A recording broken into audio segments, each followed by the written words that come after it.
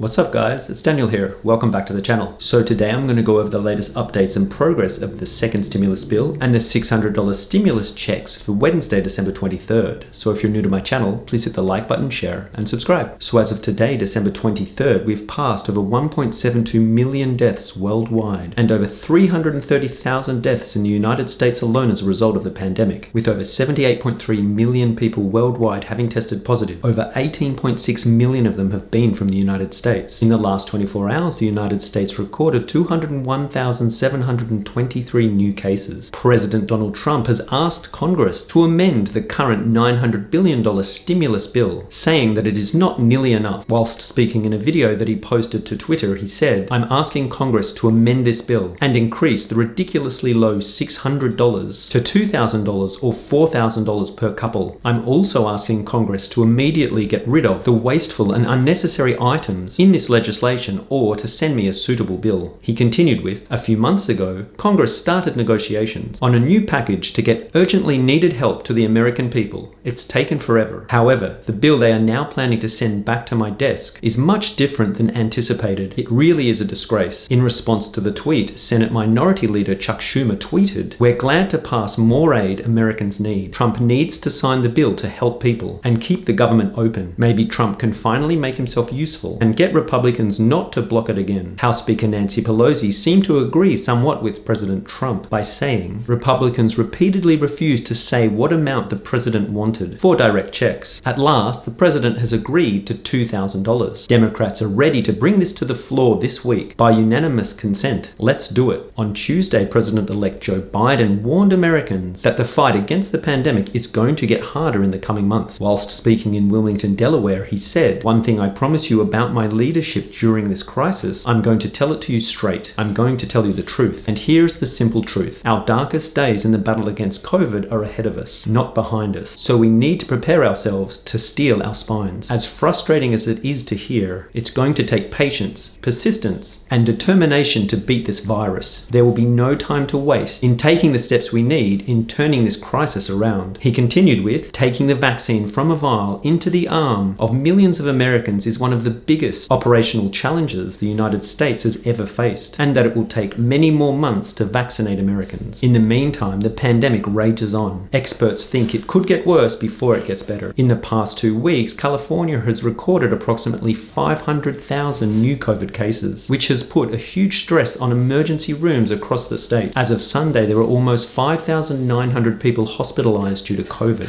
with approximately 700 new patients hospitalized daily at the moment. It is forecast to reach almost 1,400 new patients a day by the end of the year. This would bring the total amount of people hospitalized to almost 9,000 people by the end of the year, and almost 14,000 by mid-January if nothing changes. In regards to the dire situation in LA County, Dr. Roger Lewis, professor of emergency medicine of Harbor UCLA Medical Center, said, "We do not have available ICU beds for additional patients right now." Now, that doesn't mean that hospitals aren't continuing to do everything they can to increase capacity, but there is a limit to what can be done. I think the largest challenge facing hospitals in the next week or two is going to be the staff necessary to take care of the patients with COVID-19 who require the higher levels of care. So that's just a quick update of what's going on at the moment. I will keep you all updated of any breaking news that comes out as soon as possible. I hope you've enjoyed this video, and if you have any questions at all, please leave a comment down below and I will get back to you as soon as possible. Also, make sure to click the link below to get your 3 free stocks from WeBull, valued at up to $1,600 when you open an account and deposit $100.